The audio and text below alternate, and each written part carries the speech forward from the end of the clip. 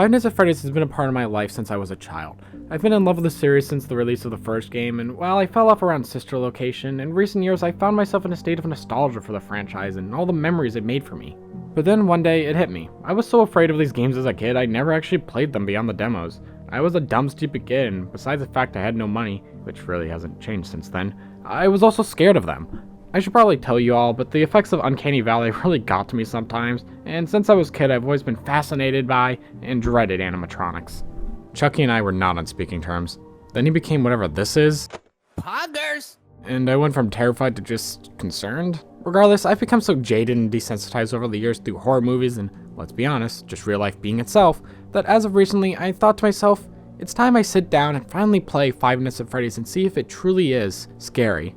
Before we jump into it though, small disclaimer, this game is such a phenomenon and has been so heavily documented that I will be ignoring a lot of different facets of the game, only presenting certain things when needed to illustrate the horror of the game. If you want a deeper dive into the history, hoaxes, gameplay, and other trivia, I will leave some suggestions in the description, because there's a lot of amazing people in this community, and even if all these channels are huge compared to me, I just want to make sure they're cited, even if just as inspiration. Also, if you like this sort of comment, make sure to like, comment, and subscribe, you know, the YouTube thing, and I expect to see more varied content from now on. Though, mostly Splatoon stuff, because, you know, I like that game. Now, let's begin.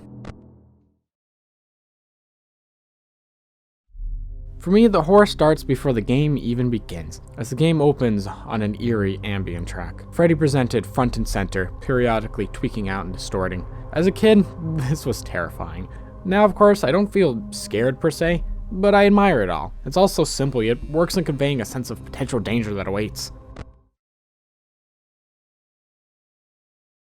Of course, once you're thrown into the game, you're greeted by the phone guy, who tries his best to fill you in on the game's mechanics, while being not so subtle about the harm that awaits you in the coming nights. The office itself is cramped and honestly a mess, something I feel does wonders to convey a sense of vulnerability. This place is low budget, and it's something that can be felt throughout the office's design. The dim lights, the mess, the small size, finicky doors, and potential of power outages if a single mistake is made. It's clear a lot of love was put into the design of the office, and it all pays off as it creates a feel of awkwardness in the cramped and eerie room. Though beyond the design itself, it's the visuals. I heard a lot of complaints about the look of Five Nights at Freddy's 1 as more and more games came out, in particular with everything feeling flat and wrong, like it wasn't fully completed in a way. Though, looking back for evidence, I can't find anything that 100% matches what I remember, so it very well could have been something I just thought was the case, but never truly was. Kinda like a Mandela effect. I was a kid at the time, so it's very well a possibility. Regardless, true or not, it holds very little merit. As for those who don't know, most of the graphics in the game aren't actually 3D, but instead a series of pre-rendered images. This is where those complaints most likely come from, and to those people who say that junk, this game came out in 2014 and was made by a single guy. Come on. Beyond that, however, I actually think the way the graphics were handled is one of the scarier facets of the game. Due to this, the graphics of the game have an inherently different feel to them all. They feel wrong, but not in a negative manner, but instead in a way that benefits the game overall. The graphics feel uncanny. The theme of FNAF to me has always been this idea of the uncanny valley. That is, the fear of non-living things embodying an abnormal amount of life. Think of a humanoid robot. It looks human to a degree, but something's wrong and our minds know it's wrong, which freaks us out. The visuals are roped into this phenomenon as they feel unnaturally eerie and dank. They may be casted in darkness now, but I don't think they'd look any less off in the light. There's even more than that though, as the visual's creepiness is further emphasized through the audio.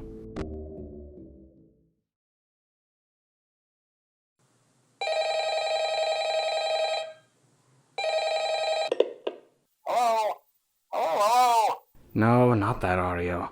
The audio design of FNAF 1 is most likely the best in the series in terms of what it set out to do, and there's a lot of videos dissecting just what makes it so effective. For the sake of this video's runtime, I will keep it brief, but if you want a deeper dive, I suggest checking out this video by Scruffy that does the topic so much more justice. The audio in this game is very stoic and ambient. The way the fan buzzes, the carnival music echoing throughout the halls. As you think to yourself, what could be making those noises?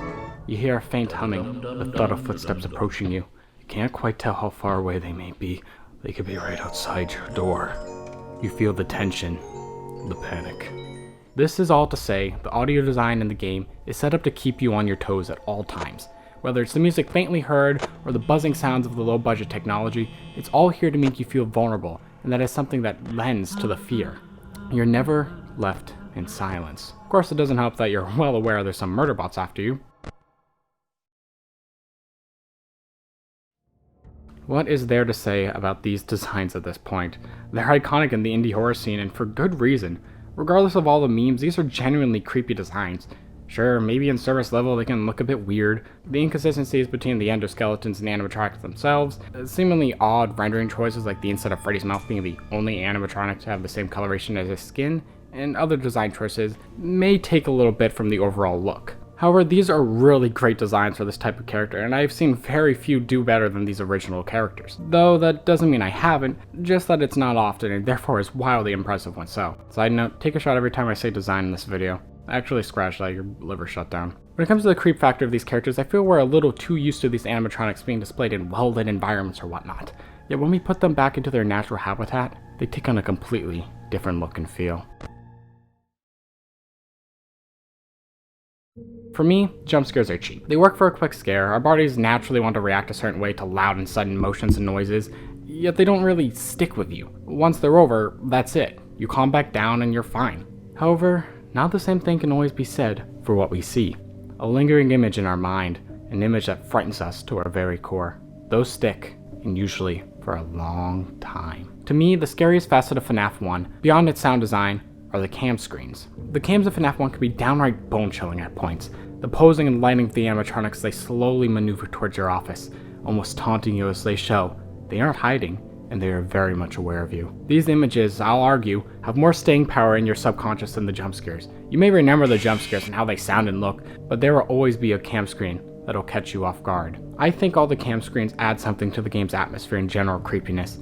While jump scares are good for that quick scare, these screens, these are what will truly scare you. The most chilling of which have to be the rare cam screens. They're eerie, they come out of left field, and they can leave the player wondering just what did they see, sometimes being on screen for only a few seconds, just long enough to register that something was wrong, further putting you on edge. The "it's me" scenes, a statement to this day we still don't 100% know what it means. Freddy staring at the player on the stage where he normally remains stagnant to later nights. Bonnie in the backstage, his horrifying stare fixated on the camera. That's like probably one of the most terrifying cam screens in the game, like what the hell. The West Hall posters and rare game over screens alongside many, many more. These are merely a few I find the most potentially frightening at first glance. When I was replaying, I had several of these rare screens back to back, and it was probably the wildest moment of my playthrough. Really cemented to me what made this game so memorable and conceptually terrifying. It's just you, a dingy restaurant, and some killer robots with the desire to turn you into a very dead Build-A-Bear.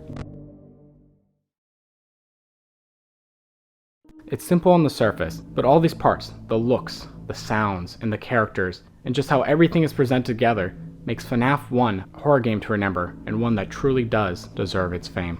So do I think FNAF 1 is still scary? Well, it's complicated.